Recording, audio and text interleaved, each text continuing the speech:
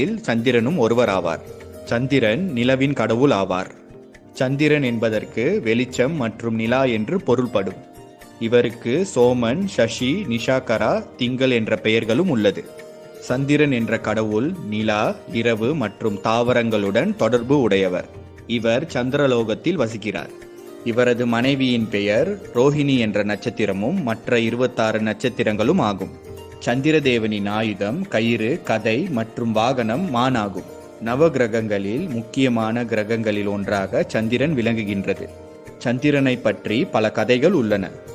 தேவர்களும் அசுரர்களும் பார்க்கடலை கடையும் போது பார்க்கடலில் இருந்து வெளிவந்தவற்றில் சந்திரனும் ஒன்றாகும். சந்திரனின் பிரகாசத்தை தேவர்களின் கண்ணால் கூட பார்க்க முடியவில்லை. பிறகு தேவர்கள் சந்திரனுக்கு நிலா என்ற கிரகத்தின் கடவுள் என்ற அந்தஸ்தை கொடுத்து வான்வெளியில் அனுப்பினார்கள். தட்சன் தனது 27 பெண் பிள்ளைகளையும் சந்திரனுக்கு